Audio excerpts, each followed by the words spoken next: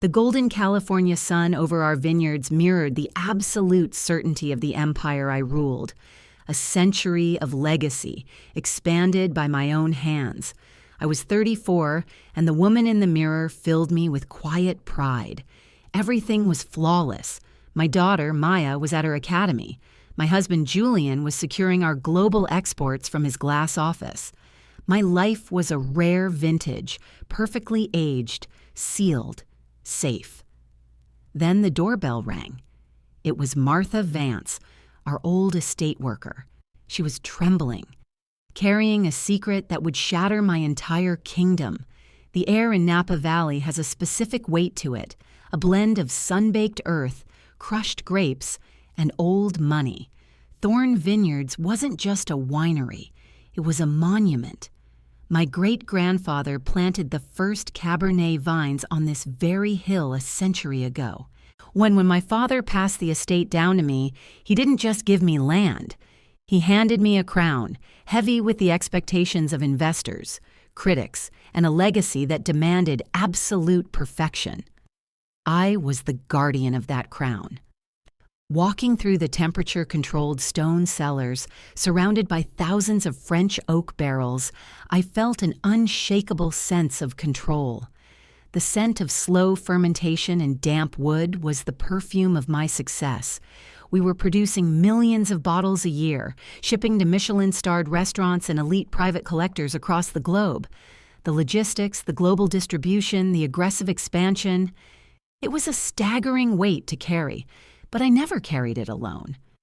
Julian Sterling was the engine of my empire, my husband, my CEO, my perfect partner. While I spent my days in the vineyards, testing soil acidity and blending the perfect vintage, Julian was in the glass-walled boardroom, dominating the financial landscape. He was the man in the bespoke suits, the one with the razor-sharp smile who could charm a room full of skeptical bankers into doubling our credit lines. He was brilliant, ruthless in negotiations, and entirely devoted to the Thorn legacy, or so I believed. I remember standing on the balcony of our primary estate, swirling a glass of our reserve Pinot Noir, watching him operate during our annual harvest gala. He moved through the crowd of politicians and tech billionaires with effortless grace.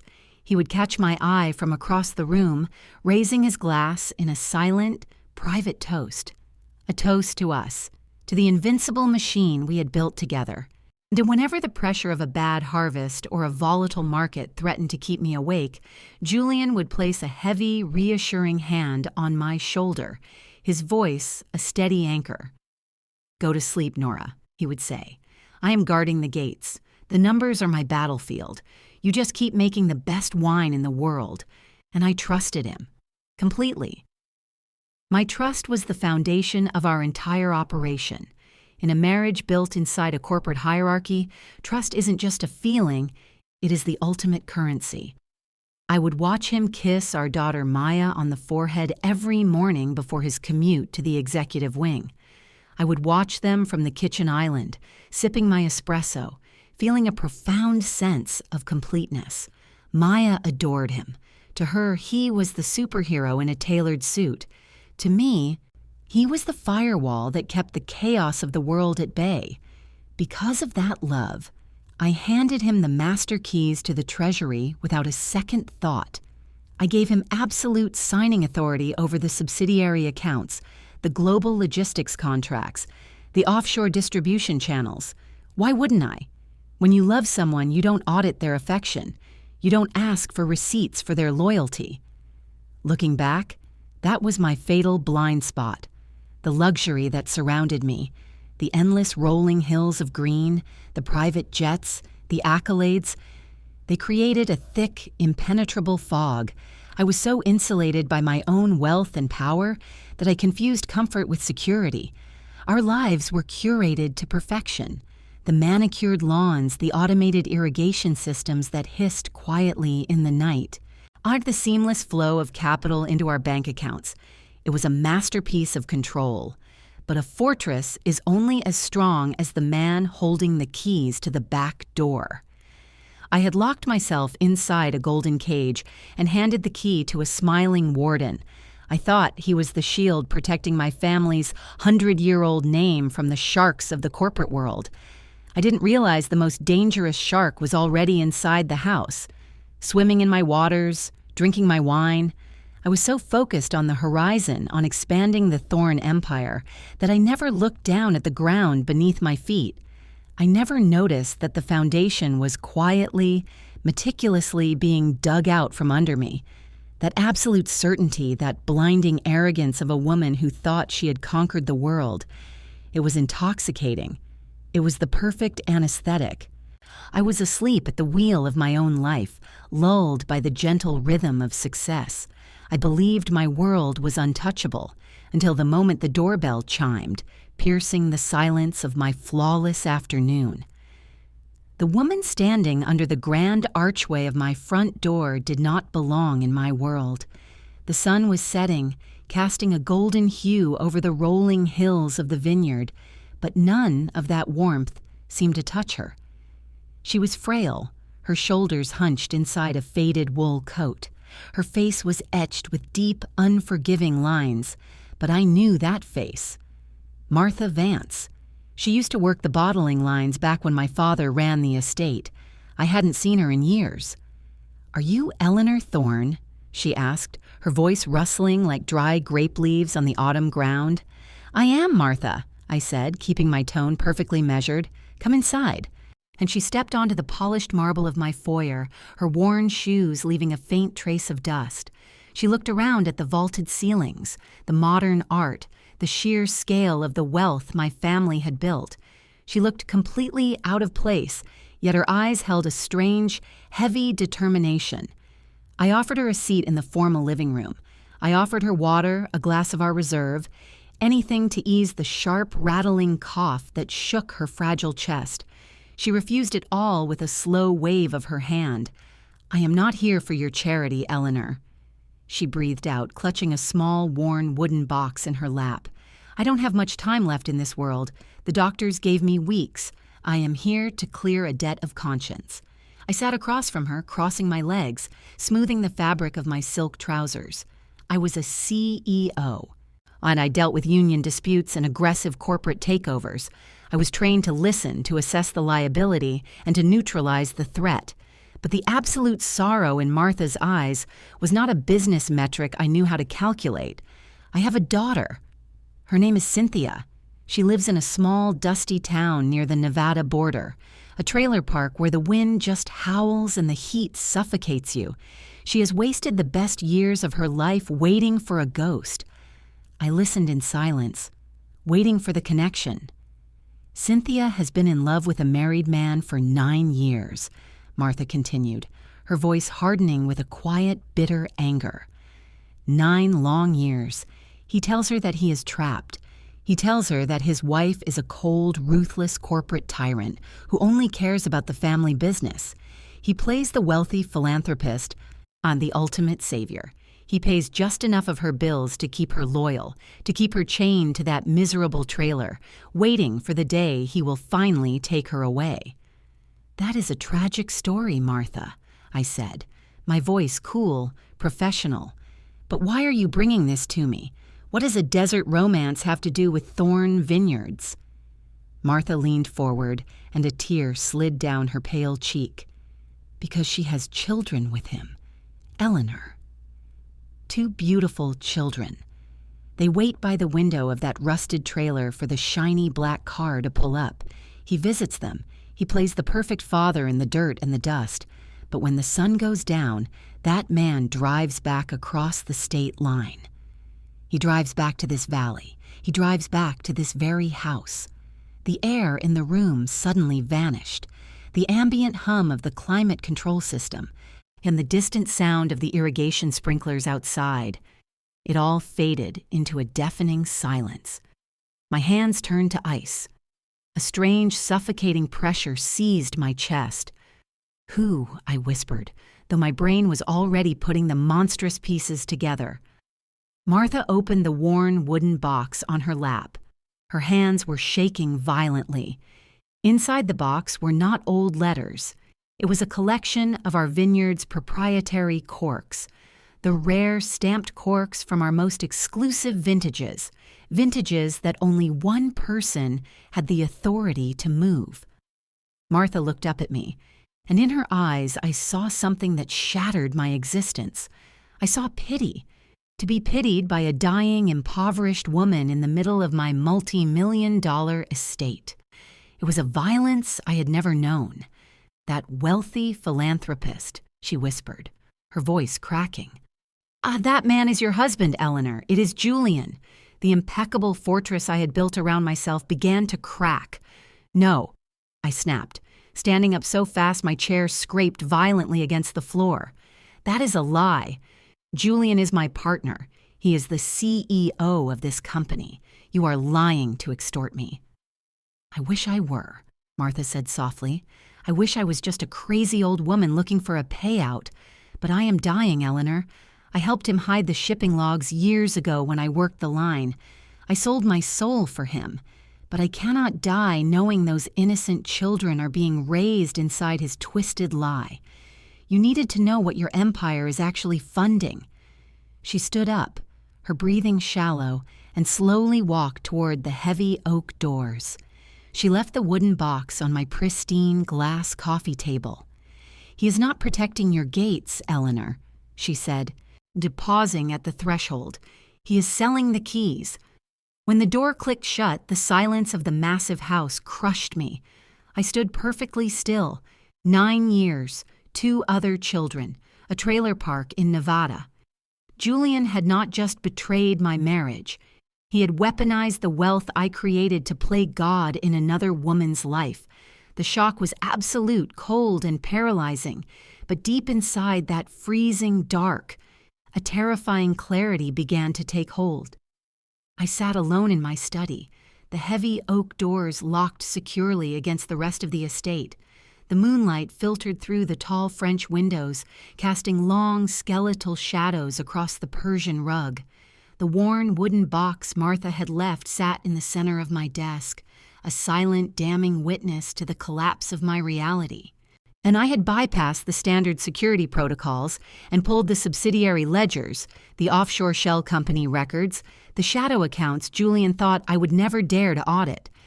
I was a CEO, trained to find microscopic discrepancies in global supply chains. Uncovering a husband's financial footprint was effortless once I decided to stop being blind.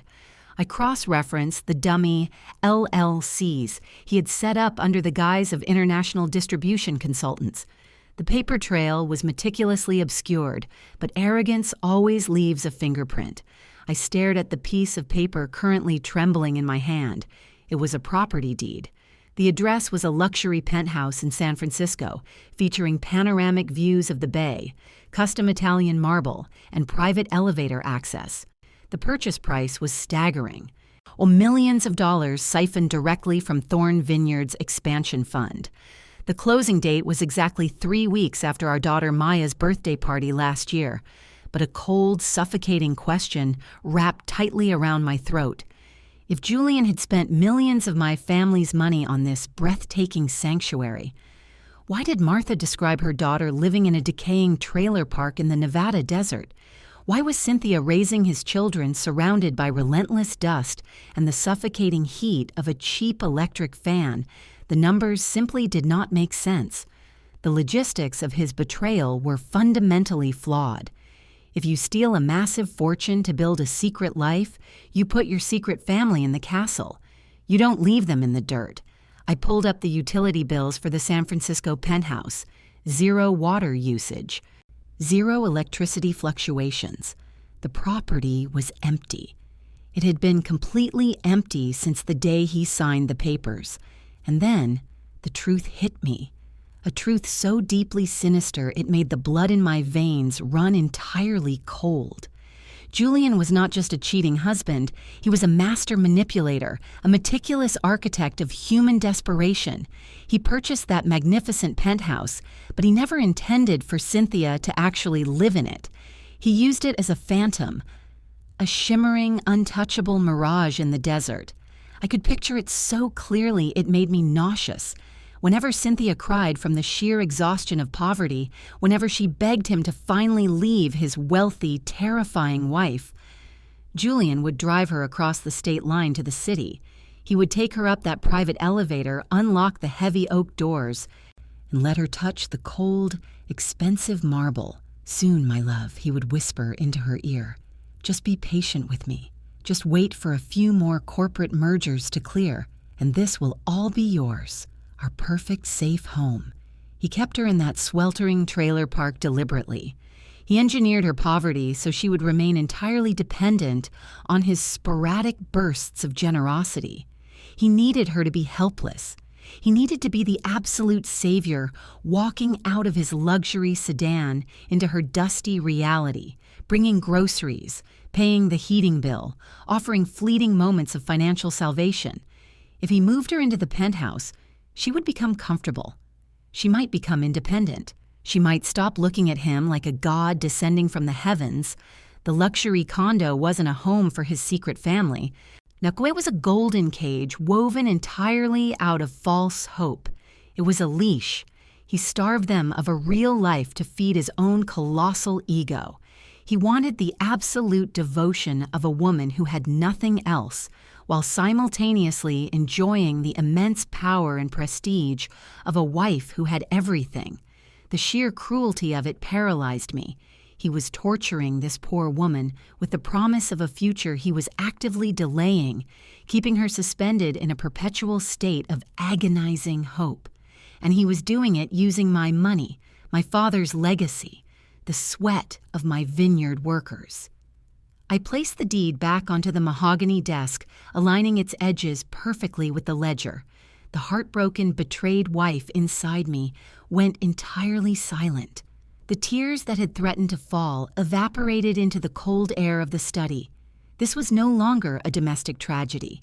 In this was a hostile takeover of my life, my resources, and my sanity. Julian had not just broken my heart. He had insulted my intelligence. He had used the Thorn Empire as a piggy bank to fund a psychological prison for another woman. My hands stopped shaking. The pain in my chest hardened into something sharp, dense, and indestructible. He thought he was the puppet master, flawlessly pulling the strings of two completely different worlds.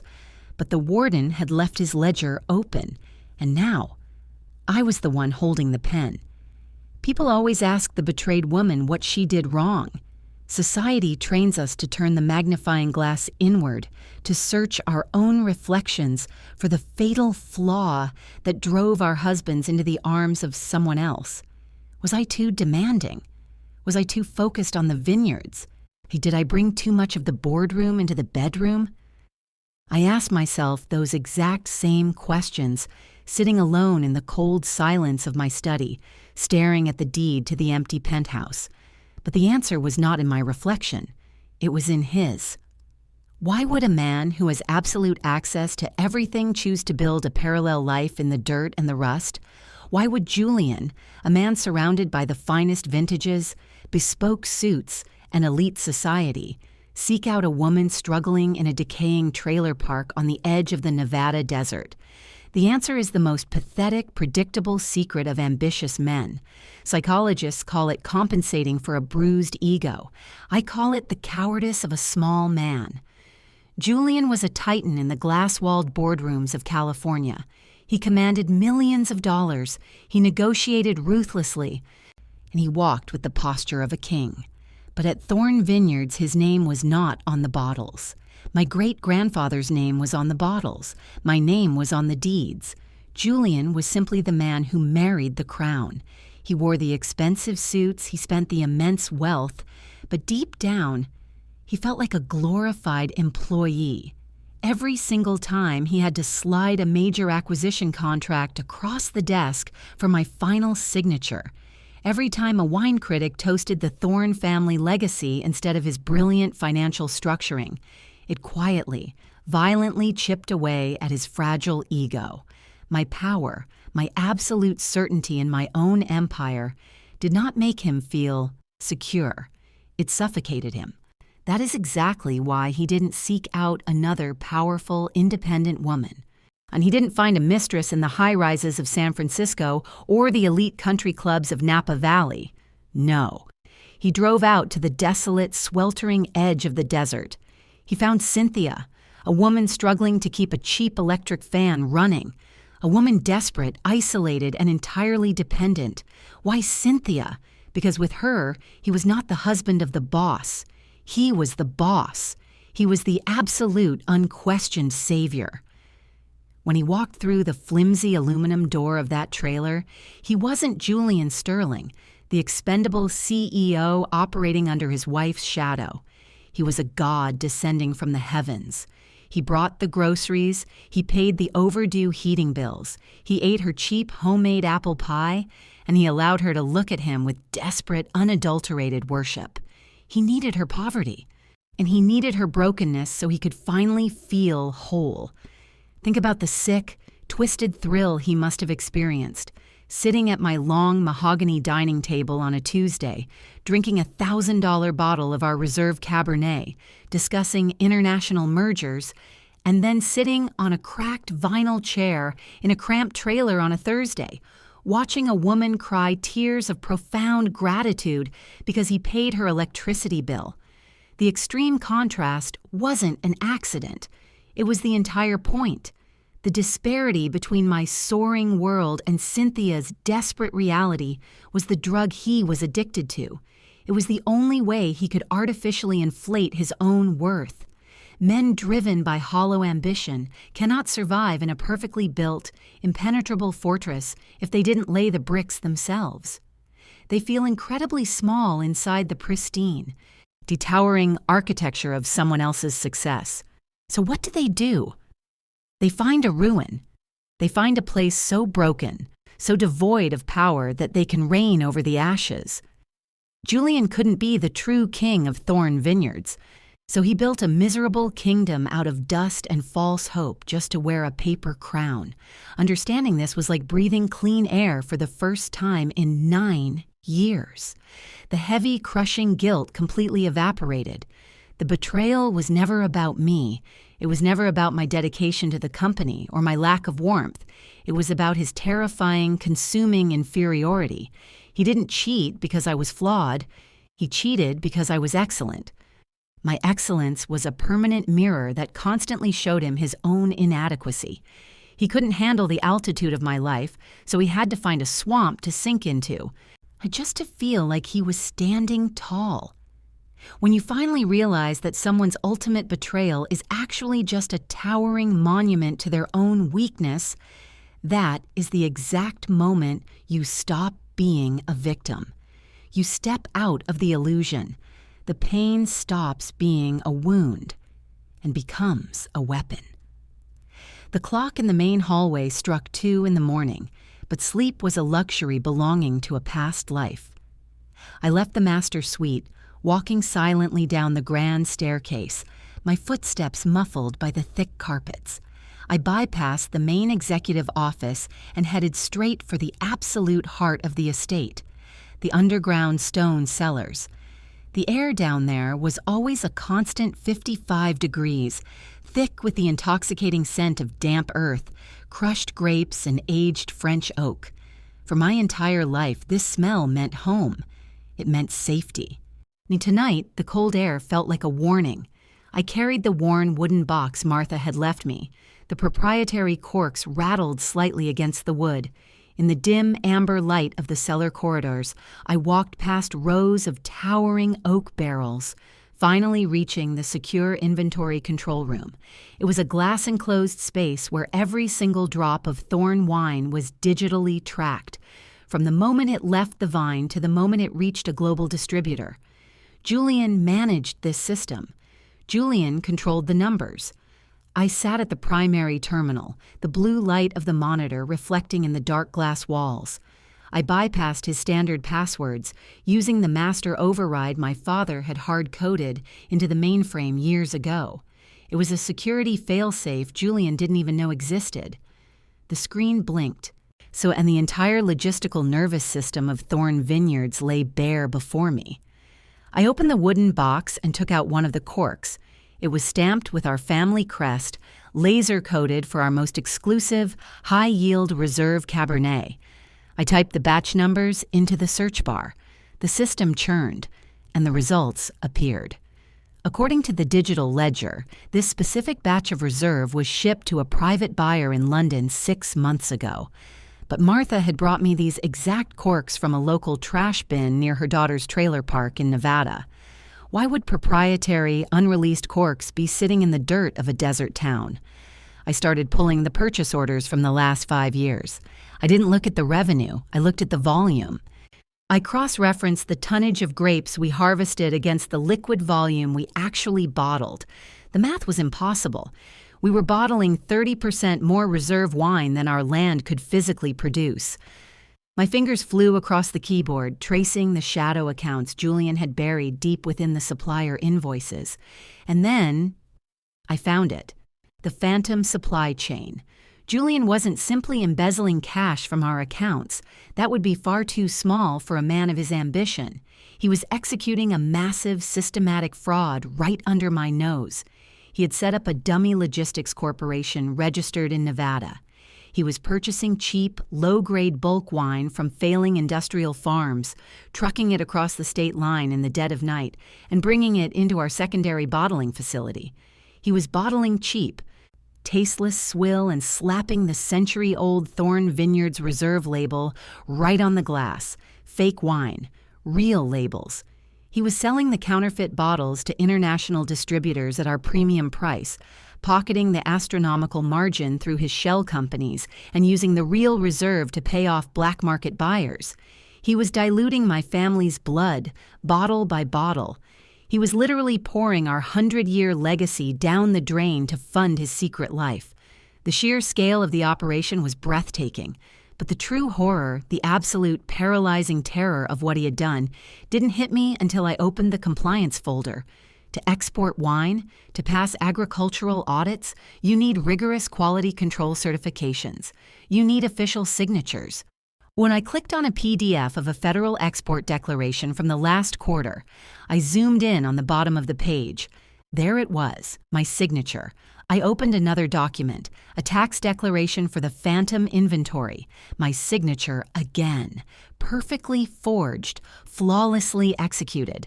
I checked the dates on the digital timestamps.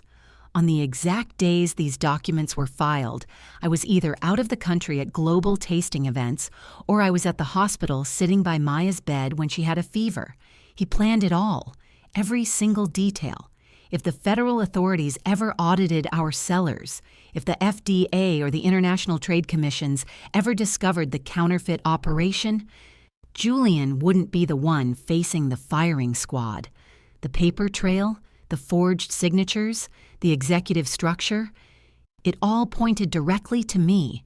He wasn't just stealing my money to buy a secret penthouse. He was actively building a guillotine, and he had already placed my neck inside it. If the truth broke out, Thorn Vineyards would be destroyed overnight. I would face years in a federal penitentiary for commercial fraud and tax evasion, and Julian would play the shocked, innocent husband.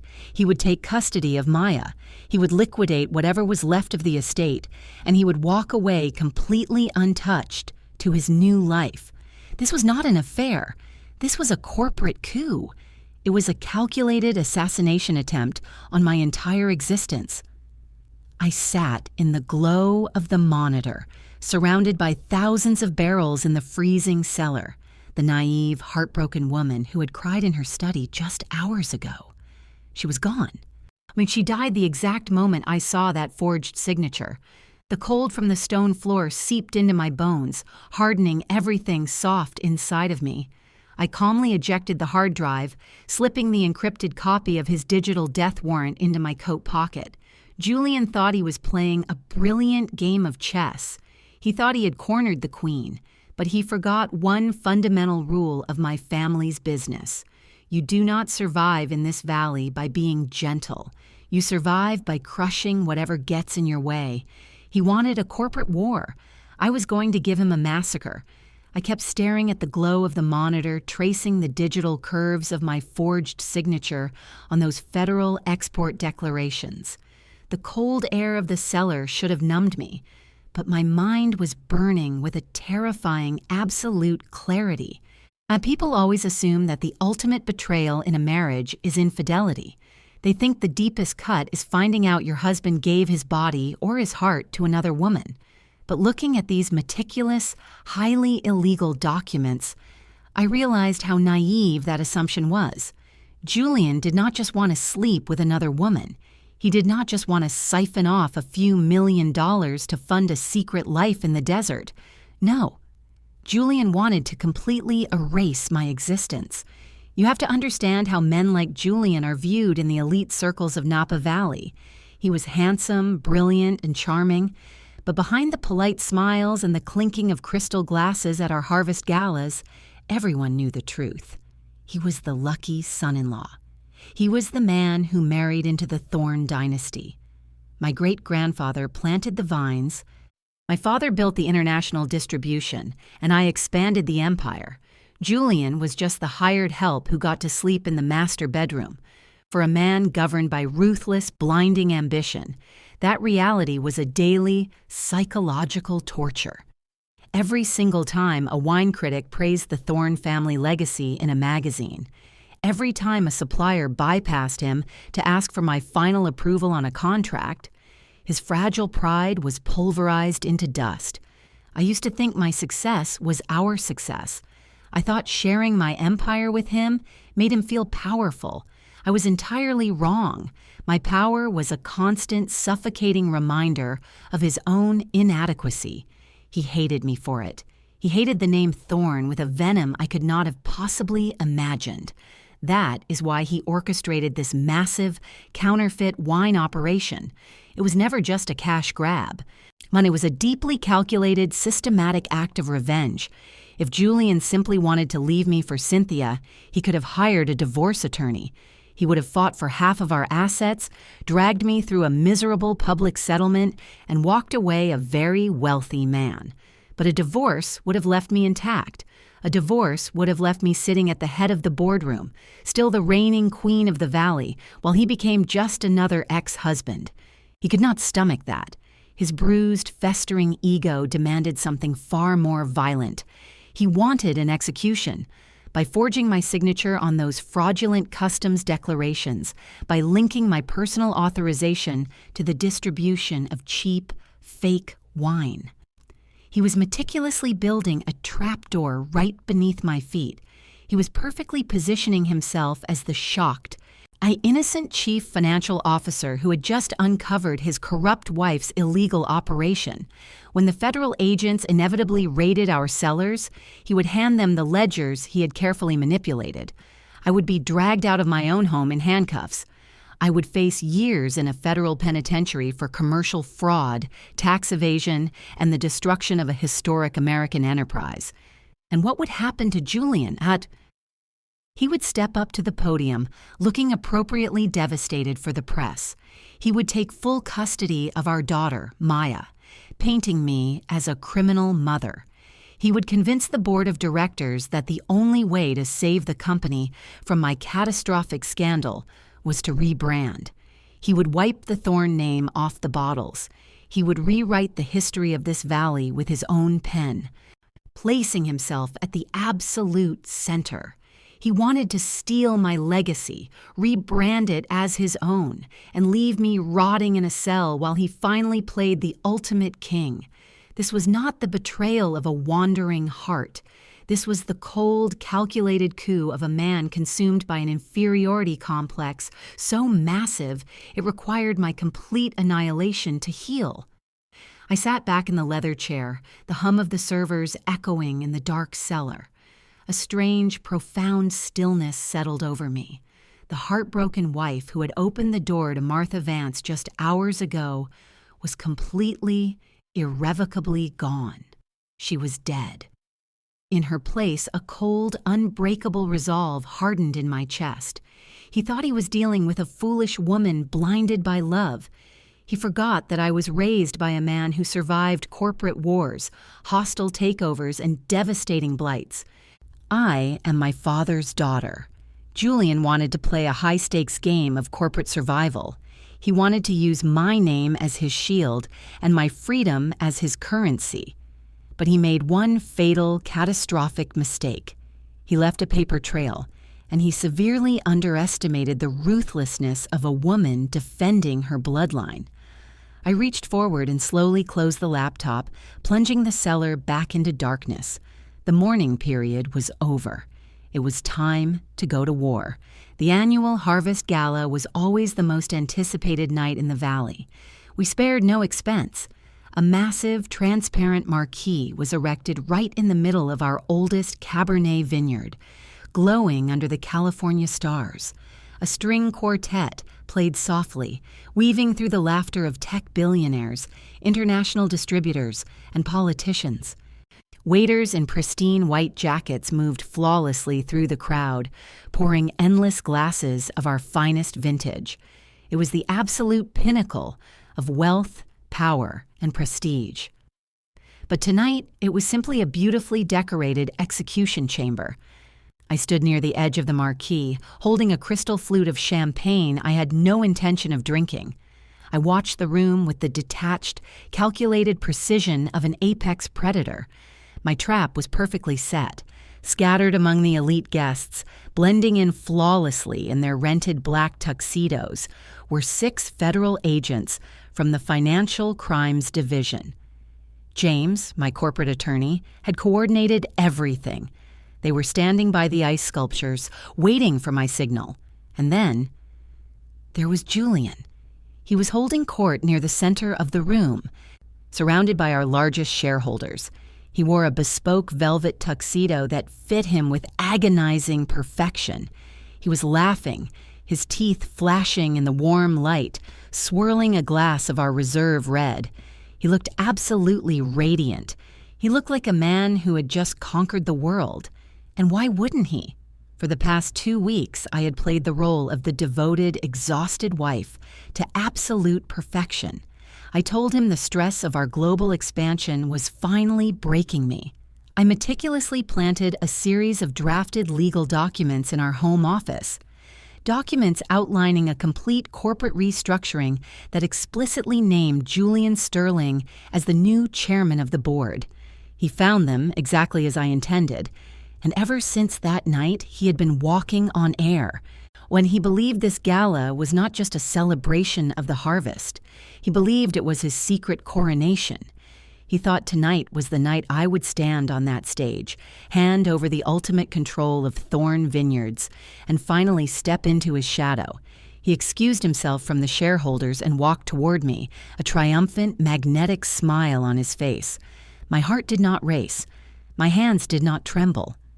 The woman who would have cried at the sight of her deceiving husband was buried deep beneath the cold, hard soil of my family's estate. "You look breathtaking, Nora," he whispered, sliding his hand to the small of my back. The physical contact, it made my skin crawl with a profound, violent disgust. But I did not pull away. I leaned into his touch, tilting my head up to meet his eyes. "Thank you, Julian," I said, my voice smooth, steady, and entirely hollow. "You look very happy tonight." "How could I not be?" he replied, leaning in closer. "The harvest is phenomenal. The board is thrilled. And you are finally letting me take the heavy lifting off your shoulders. We are crossing the finish line, Nora. Everything we built is finally paying off." I looked deeply into his eyes. I searched for a flicker of guilt, a microscopic trace of hesitation.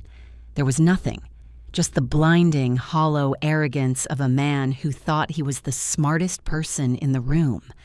He was drinking our wine, spending my money, and planning his future with a woman in a Nevada trailer park, all while smiling into the face of the wife he was actively trying to send to federal prison.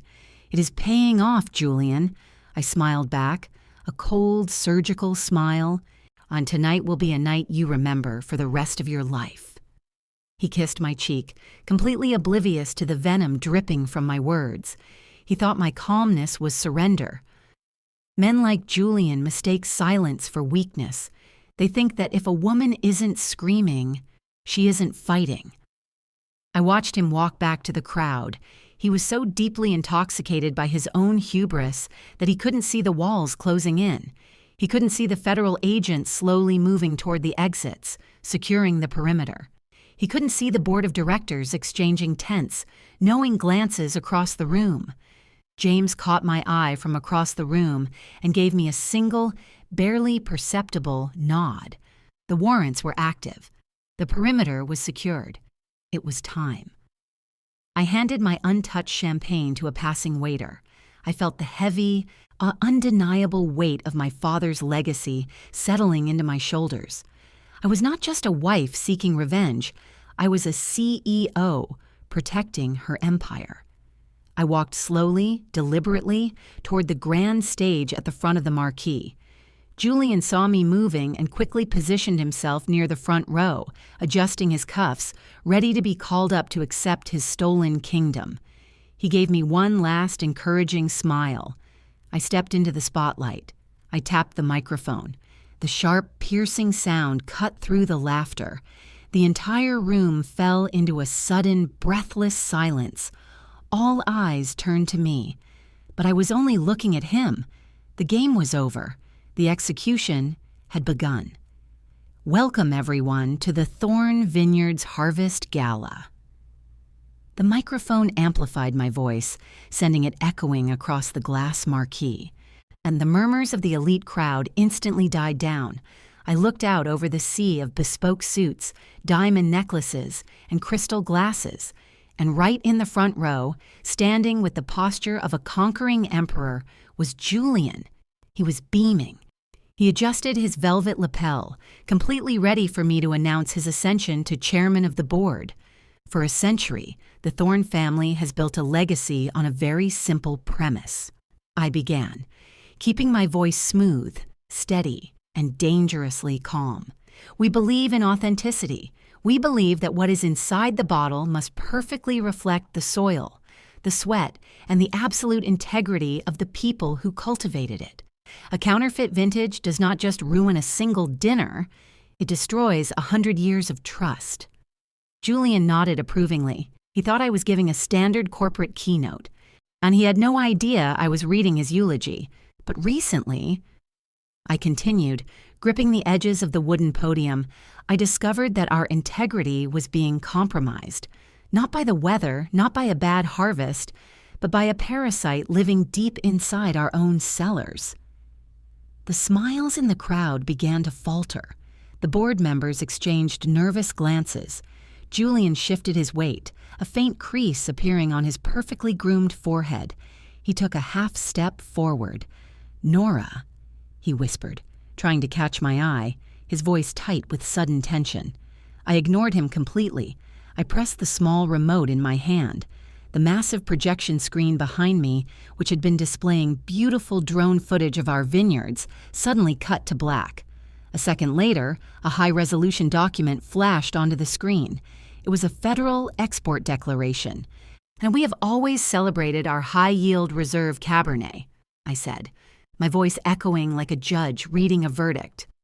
"But tonight I want to talk about the phantom harvest, the thousands of gallons of cheap industrial-grade swill trucked across the Nevada state line in the dead of night, bottled in our secondary facility, and stamped with our century-old crest." The crowd gasped. The sound of a crystal glass shattering against the floor pierced the air. Julian's face drained of all color. The radiant, arrogant king vanished in less than a second, replaced by a pale, trembling ghost. I pressed the button again. The screen shifted to the financial ledgers, the shell companies, the dummy LLCs, the offshore wire transfers. "This is the architecture of a massive corporate fraud," I announced, looking directly down at Julian. Millions of dollars siphoned from our expansion funds to purchase a luxury penthouse in San Francisco, a penthouse that sits entirely empty, while the shadow accounts fund a miserable, suffocating existence for a woman and 2 children trapped in a Nevada trailer park. Julian stumbled backward as if he had been physically struck. He opened his mouth, but no sound came out. The tech billionaires and politicians surrounding him physically recoiled, stepping away from him as if he were carrying a deadly virus. "Nora, please," he gasped, his voice cracking, raising his hands in a pathetic gesture of surrender. "You are confused. This is a misunderstanding. I can explain everything." I did not raise my voice. I did not scream. I let the absolute weight of the evidence crush him. I pressed the remote one final time. Then the screen filled with close-up photographs of the proprietary corks Martha had brought me, sitting in the desert dirt, right next to the forged signatures he had meticulously planted on the federal documents. "You forged my signature, Julian," I said, the coldness in my voice freezing the air in the room. "You tried to build a guillotine for me using my own family's legacy. You thought you could steal my empire, fund your 6 psychological games, and leave me rotting in a federal prison. But you made one fatal mistake. You forgot whose land you were standing on." As I spoke those final words, the 6 men in black tuxedos who had been standing quietly by the ice sculptures moved with sudden, terrifying precision. The federal agents cut through the crowd, closing in on Julian from every side. James, my corporate attorney, we stepped out from the shadows of the stage. He walked directly up to Julian and handed him a thick manila envelope. "Julian Sterling," James said, his voice carrying over the stunned silence of the marquee. "Effective immediately, your employment and all signing authorities at Thorn Vineyards are terminated." Before Julian could even look at the paper, a federal agent grabbed his arms, twisting them behind his back. The cold, metallic click of handcuffs echoed loudly in the quiet room. "No, wait, Nora, you cannot do this to me," he begged, his voice high and desperate as the agents began to drag him toward the exit. "I protected this company. I am the CEO." He was thrashing in his expensive velvet tuxedo, completely stripped of his dignity. And the man who had walked into this marquee expecting a crown was now being hauled out like a common thief. I stood at the podium, watching him disappear into the California night. My face was a mask of absolute stone. I did not shed a single tear. I did not look away. For a long moment, the marquee was paralyzed in a stunned, breathless silence. The elite of Napa Valley stared at the empty space where my husband had just been standing. And then, from the back row, near the board of directors, someone started clapping. It was a slow, deliberate clap. Then another joined in, and another. Within seconds, the entire room erupted into a deafening roar of applause. They weren't clapping for a scandal. They were applauding a CEO who had just surgically amputated a cancer from her company and saved their investments. I looked out at the sea of clapping hands. The fortress of Thorn Vineyards had not fallen. I had simply locked the gates and thrown the traitor to the wolves. The phone call from the county hospice came on a quiet Tuesday morning. The nurse on the line was professional, her voice entirely flat as she informed me that Martha Vance had passed away during the night. I placed the receiver back onto its cradle, and I just sat there in the silence of my massive executive office. The morning sun was pouring through the floor-to-ceiling windows, catching the dust motes dancing over my mahogany desk, illuminating the perfect, pristine bottles of our oldest vintage displayed along the walls. But I was not looking at the wine. All I could see in my mind was Martha's face. When I thought back to the afternoon she had stood under the grand archway of my front door, I remembered the exact feeling that had prickled at the back of my neck when I looked at her.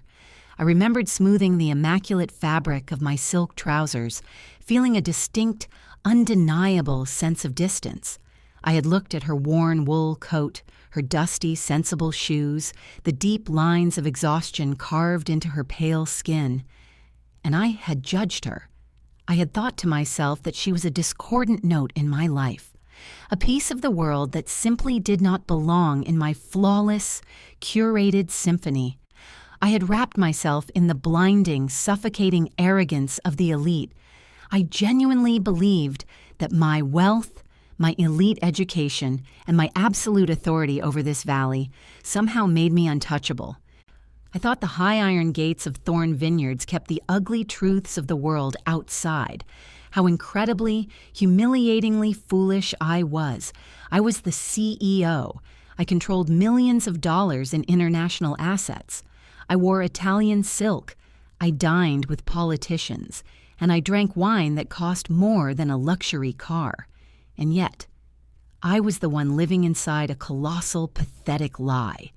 I was the one sharing a bed with a monster, completely, utterly blind to the rot eating away at the very foundation of my own home. Julian had turned my life into a theater, and I was the oblivious fool sitting in the front row. Martha Vance had absolutely nothing. She was dying. She was poor. She had a daughter trapped in the sweltering heat of a desert trailer park. But Martha was the one holding the absolute truth. She didn't need my charity that day. I needed her courage. It takes a profound, terrifying kind of bravery to walk into the estate of the most powerful woman in the county and hand her the weapon that will destroy her marriage. Martha risked the wrath of her own daughter. She risked her final, precious days of peace just to make sure I knew what my empire was funding. She refused to close her eyes and die as an accomplice to Julian's sick, manipulative game. She dragged her failing body to my doorstep to pull me out of the dark. My silk clothes and my temperature-controlled stone cellars did not protect me. My money only made me a magnificent target. The luxury I was so overwhelmingly proud of was nothing more than an anesthetic, keeping me numb while my life, my father's legacy, was being systematically stolen. Martha taught me a lesson that no corporate boardroom ever could. She taught me that silk can buy you deference. It can buy you fear. It can buy you the illusion of control. But only the truth can buy you freedom. For a century, my family had measured our legacy by the vintage printed on a label. We measured it by the scores from international wine critics, by the sheer acreage of vines we owned across the golden hills of California. We thought our legacy was the wine itself, but wine is just fermented fruit. It is absolutely nothing without the integrity of the soil and the honest, calloused hands of the people who cultivate it. Martha Vance left me a legacy far more valuable than the land I inherited from my father. She left me a mirror that forced me to see the toxic rot in my own judgment. I had looked down on her from my high, glass tower, completely unaware that she was the only person in the world holding a safety net for me. I realized in that quiet office that true power does not come from isolating yourself in a fortress of wealth. True power is the quiet, unyielding courage of a mother with absolutely nothing left to lose, doing what is right, regardless of the cost. I instructed my legal team to anonymously cover every single expense for Martha's funeral. I made sure she was given a beautiful, dignified resting place overlooking the valley she had worked in for so many years. It was the absolute least I could do for the woman who saved my existence. I stood by the glass window looking out over the endless green rows of the Thorn estate. The distance between my world and hers had seemed so incredibly vast, but in the end, and her integrity was the only thing that kept my empire from burning to the ashes. I knew then, with absolute certainty, that I would never, ever look down from this tower the same way again. The dust had barely settled on Julian's spectacular ruin when James handed me the final box of evidence recovered from the dummy corporation in Nevada. Most of it was standard: forged invoices, fake shipping manifests, the tedious paperwork of a desperate liar. But at the very bottom of the box, hidden beneath a stack of falsified tax returns, was a small, black leather journal. It did not look like a financial ledger. I opened it, recognizing Julian's frantic, aggressive handwriting. These were not numbers. They were tasting notes. They were the exact chemical formulas he used to blend that cheap industrial swill, trying to mimic the complex, century-old flavor profile of a Thorn Reserve. I read through the desperate attempts to balance synthetic tannins with artificial oak extracts, and then I noticed a name written in the margins. Ben. Ben noticed the acidity drop today. Ben said the finish tastes like burnt plastic. Adjust the glycerin. I stared at the page, a cold knot forming in my stomach. Ben was Julian's son with Cynthia, the boy living in the desert trailer park. He was only 8 years old. I pulled out the encrypted hard drive James had recovered and searched the video files. I found a folder simply labeled Tasting. I clicked on the first video. The screen flickered to life, showing the dim, cramped interior of that sweltering Nevada trailer. The camera was propped on a cheap laminate table, and there was Julian sitting across from a young, dark-haired boy with familiar, piercing eyes. Julian pushed a glass of dark red liquid across the table. The boy took it. He did not just drink it. He held it up to the harsh fluorescent light, studying the color. He swirled it gently, just like a master sommelier, before closing his eyes and taking a slow, deliberate sip. "Too sweet, Dad," the boy said, his voice quiet but incredibly certain. "The blackberry note is fake. It doesn't taste like the earth. It tastes like candy." Julian laughed on the video, clapping the boy on the shoulder. "Good boy. We will fix the formula." I froze the video. I sat in the absolute silence of my office, staring at the frozen image of that 8-year-old child. In the wine industry, we call it a phantom palate, a sensory gift so incredibly rare, so biologically profound that it cannot be taught. It is a genetic lottery. Master sommeliers spend decades training their senses to detect the microscopic chemical variations in a glass of wine. And this child, this boy raised in the dust and the poverty of a trailer park, was doing it instinctively. He could taste the absolute truth, and his father was teaching him how to lie. The sheer absolute tragedy of it hit me like a physical blow. Julian had a child with $1 million palate, a child who could have been a prodigy, a true artist of the vine. And he was using him as a lab rat for a counterfeit operation. He was training his own blood to be a criminal. He was taking a pure, magnificent gift and burying it in the mud of his own pathetic ambition. I looked at the boy's face on the screen. He was the living, breathing evidence of the worst betrayal of my life. Every instinct of a scorned wife screamed at me to close the laptop, to throw the journal into the fireplace, and to let that boy rot in the desert with his delusional mother. Why should I care? He was the enemy's son. But I am not just a wife. I am Eleanor Thorne.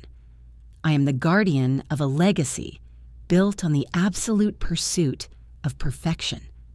When you see a perfect rare vine growing in toxic poisoned soil, you do not let it die. You uproot it. You bring it into the light.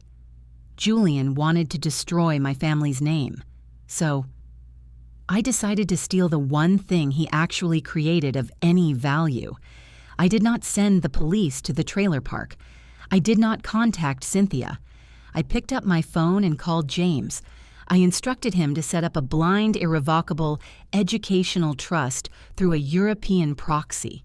Within a week, a representative from one of the most elite, prestigious viticulture boarding schools in Switzerland knocked on the flimsy aluminum door of that Nevada trailer. They offered Cynthia a full, unconditional scholarship for Ben, claiming he had been selected through a nationwide talent search for gifted children. She accepted instantly. She thought it was a miracle.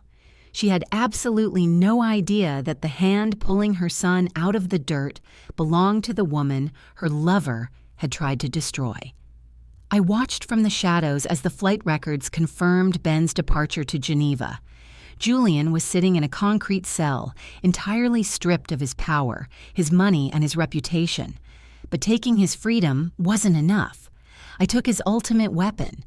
I took the son he was grooming for the darkness, and I placed him directly into the light. Julian taught him how to fake a legacy. I am going to teach him how to build a real one. When that boy grows up, his brilliant, extraordinary palate will not be used to deceive the world. It will be used to honor the truth. I stole his future, and I turned the son of my greatest enemy into a true artisan. That is not just revenge. That is poetry. When people in my circle, the investors, the other vineyard owners, found out about the European trust fund I had established, they were absolutely baffled. Even James, my notoriously ruthless corporate attorney, looked at me as if I had lost my mind.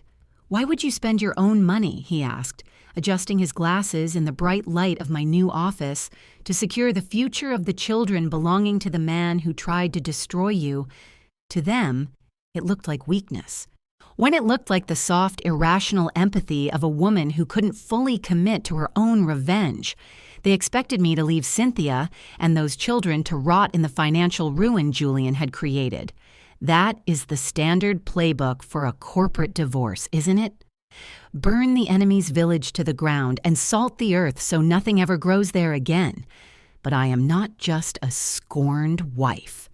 I am a CEO, and I understand the concept of return on investment better than anyone. Leaving Ben and his sister in that trailer park, trapped in the crushing cycle of poverty and their mother's inevitable toxic bitterness, would not have been a victory. It would have been a catastrophic long-term liability. Anger is a generational asset. If you leave a child with nothing but a ruined name and a mother who blames the world for her misery, you are actively cultivating a competitor. You are planting seeds of resentment that will inevitably grow into a thick, poisonous vine. 20 years from now, Ben wouldn't just be Julian's son. He would be an angry, ambitious young man with a chip on his shoulder, armed with a biological gift for wine and a burning desire to tear down the Thorn Empire. I would have spent my entire life looking over my shoulder, waiting for the ghost of my ex-husband to return in the form of his furious son. I did not want to leave Maya with a blood feud. I wanted to leave her with a clean slate. So I made the only logical, strategic decision available. I executed a hostile takeover of Ben's future. By funding his education at the most prestigious viticulture academy in the world, I completely severed his ties to his father's toxic legacy. I took him out of the darkness and placed him directly into the light of opportunity, structure, and intense discipline. I didn't just pay his tuition, I bought his loyalty to the craft. This was the ultimate emotional debt restructuring. I took the toxic, volatile liability of Julian's betrayal, and I converted it into an asset. Ben is no longer the tragic byproduct of a counterfeit operation. He is a young man being trained by the finest masters in Europe, learning the absolute sanctity of the vine. When he graduates, he will understand that true greatness comes from integrity, not deception. He will understand the value of honest labor, a value his father never possessed. Some people call it forgiveness. I call it strategic risk mitigation. Forgiveness requires you to forget the transgression. I have not forgotten a single forged signature, a single counterfeit bottle, or a single lie spoken in my home. But true power, the kind of power that ensures your legacy survives for another 100 years, requires you to rise above the temporary satisfaction of vengeance. Vengeance is a fire that burns everyone, including the person holding the match. By refusing to punish the innocent, I broke the cycle. I ensured that Julian's darkness died with him in that federal penitentiary. I did not allow his sins to infect the next generation. That is not weakness. That is the absolute unyielding strength of a leader who is playing the long game. I invested in Ben not because I loved him, but because I loved my empire more, and the return on that investment is absolute, unshakable peace. The California sun feels different this harvest. It is no longer a spotlight shining on a perfect illusion. It is just light, real, warm, and unapologetically honest. I ordered the complete demolition of the underground inventory room the very day after the trial concluded. Julian's dark, climate-controlled bunker was gutted entirely, stripped right down to the bedrock. In its place, I built a state-of-the-art viticulture research lab, floor-to-ceiling glass, absolute transparency. Now, when the afternoon sunlight hits the cellar, it reaches every single corner. There are no more shadows in Thorn Vineyards. Maya walked beside me through the new vines this morning. She is older now, her hands gently tracing the green leaves, asking sharp questions about the soil, about the complex chemistry of the grapes. She knows exactly what her father did, but she is not broken by it. Because I did not teach her to hide from betrayal, I taught her how to survive it, how to ruthlessly tear out the diseased roots so the healthy ones can finally thrive. Some of you listening to this might be sitting in a perfect quiet house right now, wondering if your foundation is made of stone or sand. You might be terrified to look too closely at the ledgers of your own life, desperately afraid of what you might find hiding in the margins. But do not let the temporary comfort of a lie keep you in the dark. A beautiful illusion is still a prison. The truth might completely shatter your pristine, carefully curated world, but it is the absolute only thing that will ever set you free. The Thorn Legacy is no longer just an elegant name on a glass bottle. It is a testament to resilience, to clarity, and to the absolute power of integrity. The storm has finally passed, and I can promise you, our next vintage is going to be our finest yet.